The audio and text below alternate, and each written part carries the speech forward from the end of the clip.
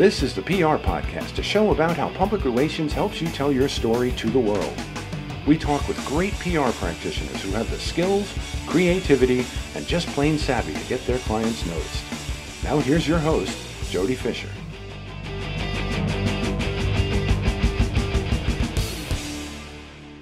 Hey everyone, and welcome to the PR Podcast. I'm Jody Fisher. Thanks for joining us. Well, have you got yourself a PR podcast plug yet?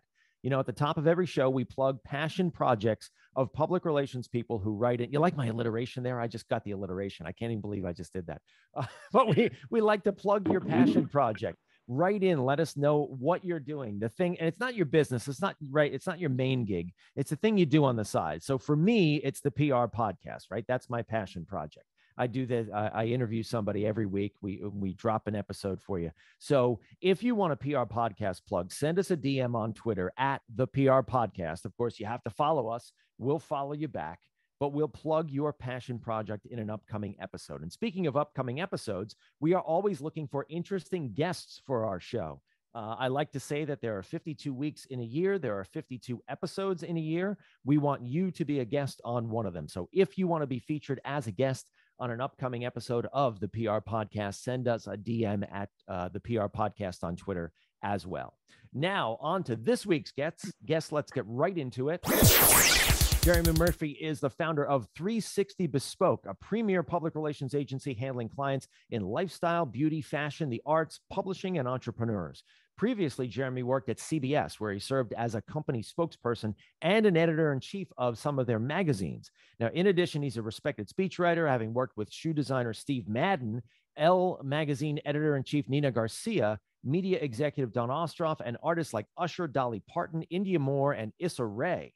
He's also an author, and he's currently working on a scripted TV series with producers James Brolin and Scott Hart. This guy does it all. Jeremy, welcome to the PR Podcast.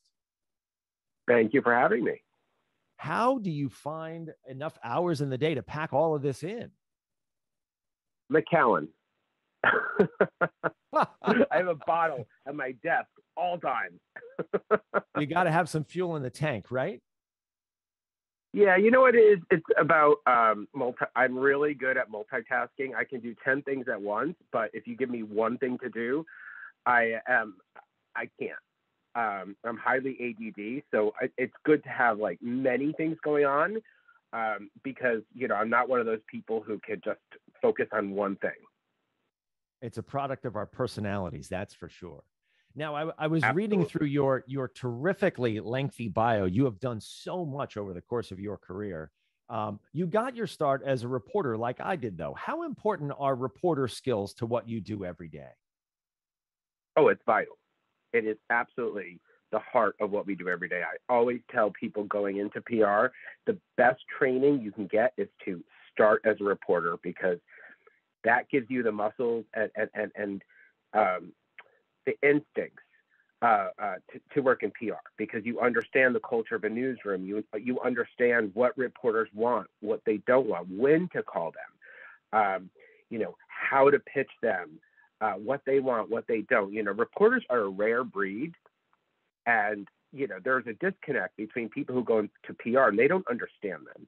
And so I always say, start in journalism, understand who you're pitching to, and then go into PR.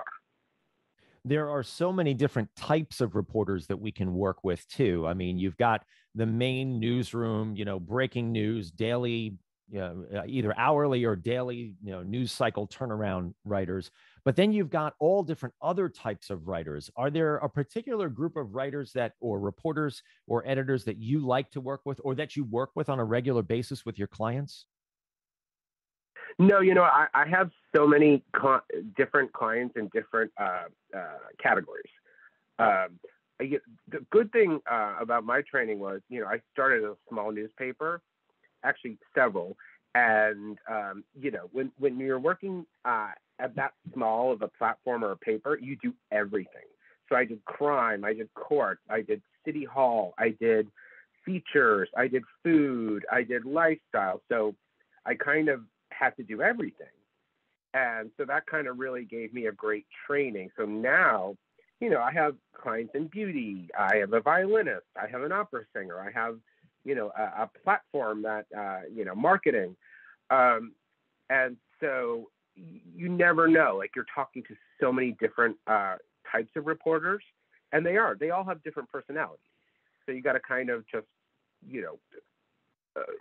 customize and understand who you're talking to and kind of format and really go after what they want.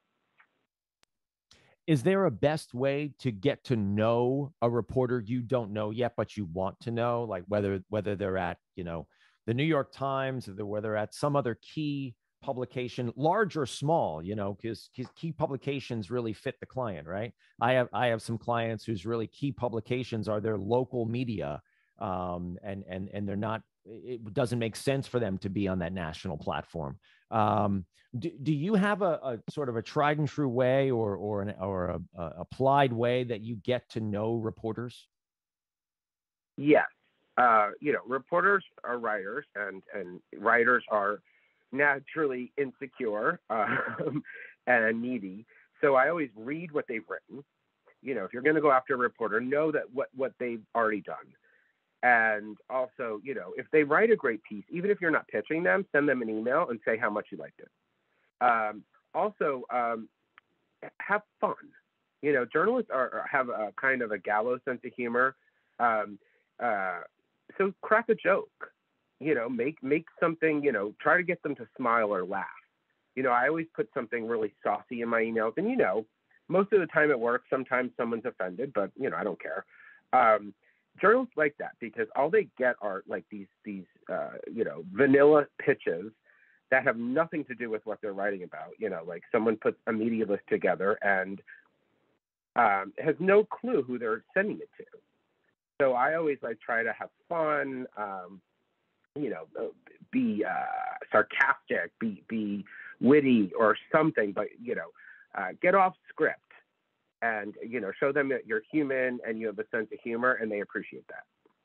I love that advice, especially about the put something salty in there or crack a joke. I had one editor who I know well here locally in the New York market who joked, but he was only half joking. If you want to get my attention, put cigars and beer in the subject line. but it's true, you've got to get their attention. And really, as PR people, we really only have like that subject line and maybe that first sentence or two of the body of the email. Would you agree? Yeah. During COVID, most people start off with, good morning. You can't say that during COVID. So I hope this finds you well email, that email, is that the one? No, I would actually say, I hope you're alive. And I would say good morning, but good morning is on break until 2024, but wishes you well. I would try to give it some levity, lighten the mood, have fun, because all they get are these template pitches. And no one has fun anymore. It's all like state of the art, revolutionary with exclamation points.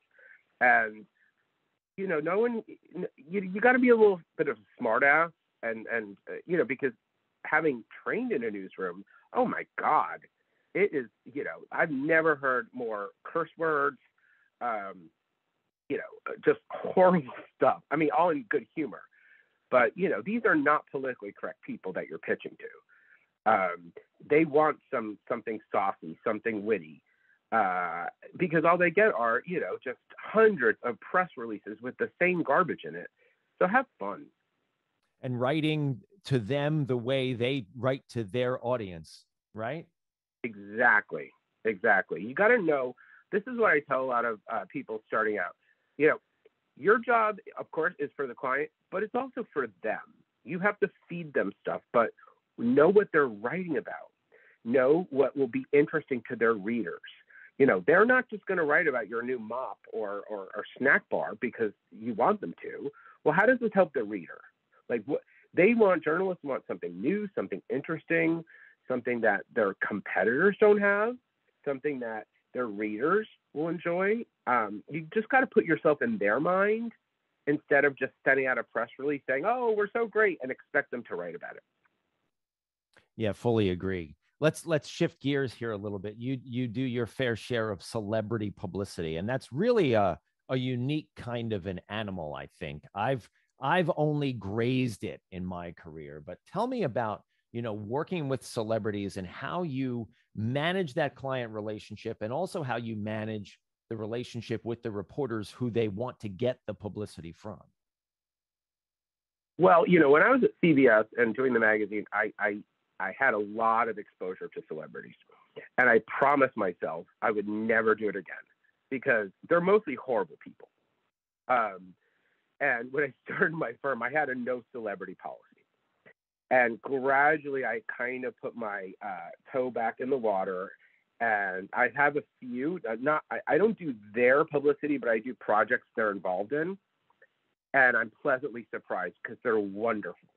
But as a rule, I don't like to do celebrity stuff because it's a different world. And, it's 24/7. And a lot of it is just, I have such respect for like tried and true celebrity publicists because the stuff they have to deal with is insane. I have the great fortune to be very choosy of who I work with. And I have a few, and I have to say they're amazing. They're so wonderful to work with, but I won't take any, I won't take too many. Yeah, pure celebrity work, sort of like whether it's the celebrity magazines or the gossip rags. I'm thinking of places like Page Six and the Post, things like that. You kind of shy away from that, right? Well, it's a swamp. It really is a swamp because people are trading gossip. You're trying to a lot of that is trying to keep your client out of stuff, defensive, deflecting, stupid stuff. And now with social media and TMZ and there's not a lot of respect for the way things used to work. And so it really is a cesspool. And I think everybody's to blame. And, there are some really amazing celebrity publicists out there who know how to work it. I'm not one of them. I really don't like to do that. So if a celebrity's involved in a project, I'll do it. But tried and true representing a celebrity, it's hard work. And, I do feel bad for some celebrities because, they just want to work. They're artists. They just want to work. And, the rules have changed. And now you have to deal with, it used to be you had to deal with the National Enquirer. Now you have to deal with everything. So, yeah, Instagram and TikTok and things like that, right? Yeah, a lot of it's like TMZ and all these websites and message boards and social media. And, I think it's really hard to be a celebrity these days. I used to have no sympathy for them because, it was always like, hey, you take the check, it comes with it. But this stuff doesn't come with it. Some of the stuff that they're dealing with is so horrendous that I wouldn't wish it on anybody. So I'm really glad to stay out of that realm. Yeah, I hear you. I find too that going back to our newsroom conversation there, that some newsroom decisions, and this is my interpretation, that are getting made these days by, let's call them the younger crowd that is just coming up through the newsroom, who's just getting into a managerial or a decision-making capacity. They tend to make some decisions about what they cover, in my mind, based on how much traction they think it's going to get on social media. And sometimes, many times, those things are not necessarily what you and I, older people, might think of as news. Do you agree with that? Or what's your perception of how the decision-making process? 100%. You hit the nail on the head. I was out with a reporter recently, and she told me that they are getting measured on clicks. That is the new ruler. It's the new measuring stick. That it's not the quality of what they write; it's how many people clicked it. And that's something that editors can tell instantaneous. So if you do a big story and no one reads it, they can tell instantly, or they can tell very soon. Whereas before, you get the paper and there was no way to measure what stories in particular, aside from maybe mail or, reader response through emails. Now it's all automated, and it's these algorithms, and they can tell instantly if a story is a hit. And then when that happens, that's what they want more of, because that in turn measures, helps determine how much money advertisers pay. So it's a very transactional, commoditized industry now. Yeah, and I've got to imagine that the news gathering world would have been a little bit different if social media had been around back when things like Janet Jackson at the Super Bowl happened. You had to deal with that up close and personal. I would guess that you were probably grateful that social media didn't exist back then for something like that, right? Oh yeah. I mean, I think social media is tearing this country apart. I think it's a toilet bowl. Unfortunately, it's a necessary evil that we all have to, through business, and you're, establishing a brand and, lead generation and trying to get clients. We have to do it, but I think it's a garbage pail. I really think that it's, something that was supposed to bring us together is tearing us apart. Maybe we weren't supposed to be this connected, right? And it just amplifies everything and exaggerates everything. And it's also a window where you can exaggerate, you can lie, you can manipulate. When I was growing up, there was, the major networks and there were major newspapers. And, you pretty much were assured that you were hearing the truth. These people put a lot of time into reporting the story. They had editors, and what got on television or on the page, you had more of a degree of certainty that it was true.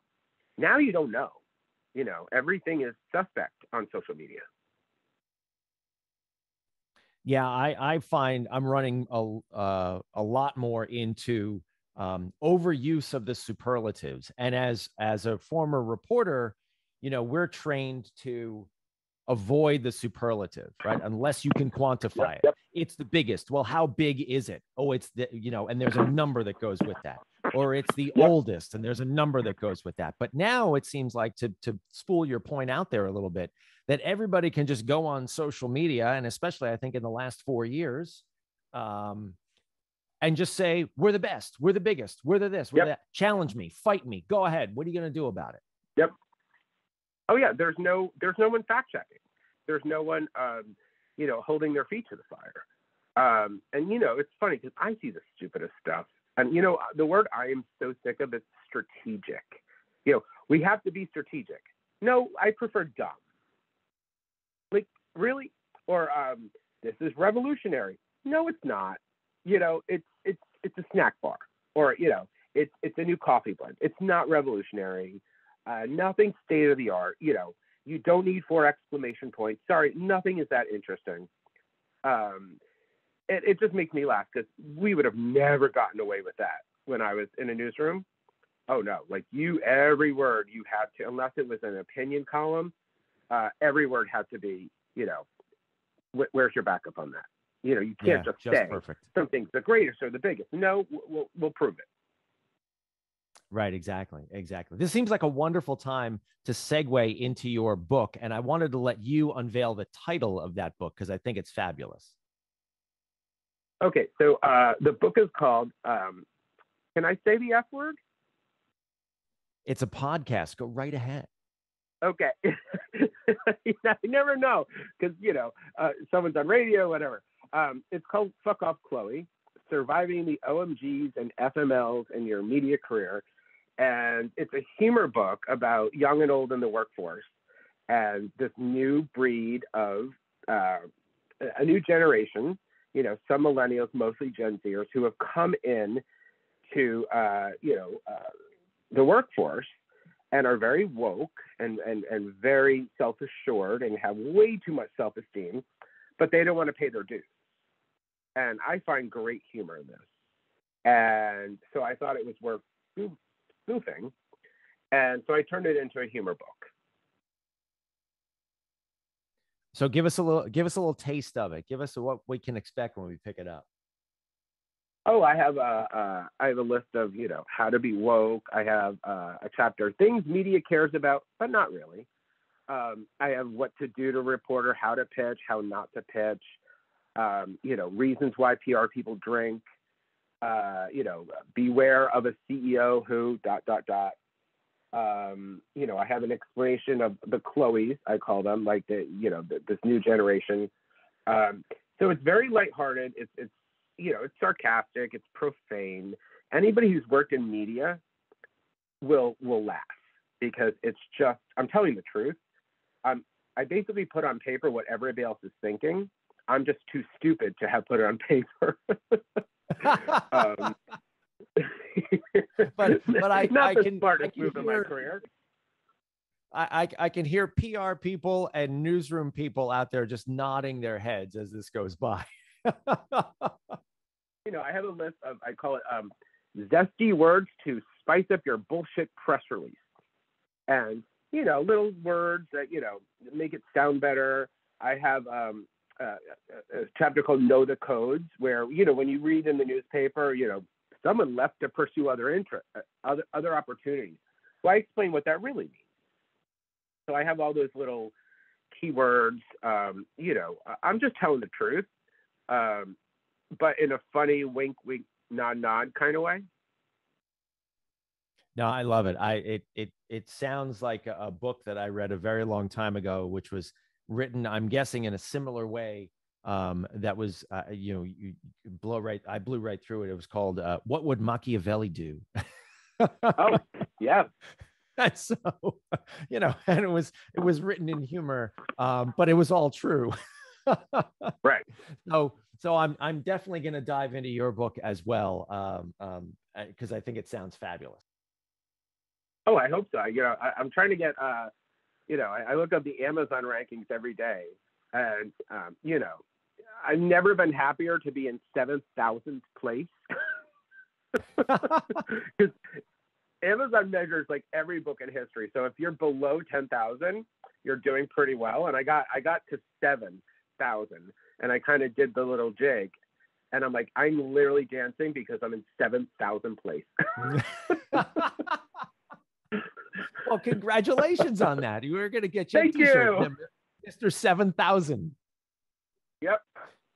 How important Look out, is 6,000. it? I'm right near you. You're right. You're right there. You're right there. But in all seriousness, though, too, and we've talked with other PR people who have written books before. How important is it for a PR person or someone in our industry to write in that long form kind of way? We write all day long, but does everybody have a book in them? That's a good question. So no, I mean, I didn't think I had a book in me, and it just kind of spilled out. We've been conditioned, and everything is shorter, smaller, less is more. Instead of reading long stories, we're reading captions or quotes. So the days of a long form book, I think, are over, because we are now short-term thinkers, and everybody doesn't have an attention span. So, and honestly, there's not a lot of interest in, the history and the nuts and bolts of PR. And that's kind of what I was doing is, I just made it really like fun lists, and there's some illustrations, and, there's a graph, and there's, mix and match, that kind of stuff. I dumbed it down, but in a fun, sarcastic way that I think people will get. But I think, I don't think there's room or interest in a very thoughtful, academic kind of book about PR. Well, we're going to put the PR podcast recommend on your book there. Urge everybody to check it out on Amazon because it sounds terrific. Yay! I'm get myself a copy. That would be great. Thank you. I need all the help I can get. We'll get you up to 6,000 maybe. Hey, I'm very happy about that.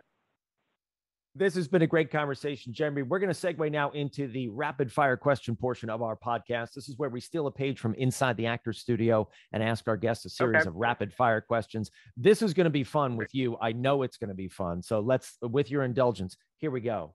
Rapid fire question number 1, Jeremy. What is your favorite news source? BBC.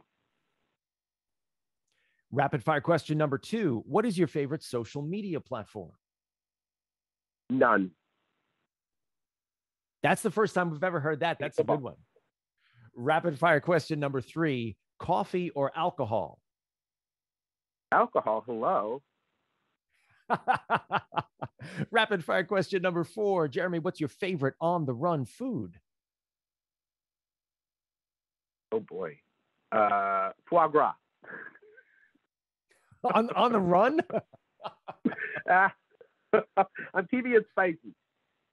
Let me know where the drive-through foie gras place is. Rapid fire question number 5, Jeremy. What do you want to be after you finish this career? Nothing. I want to retire and drink wine in Provence. I read your bio. That sounds terrific. All right. Well, Jeremy, this has been a great conversation. Please let people know how they can find you and your company online. Okay, the book is Fuck Off Chloe, little star there on Amazon, and my company is 360bespoke.com. And please reach out. We'd love to hear from you.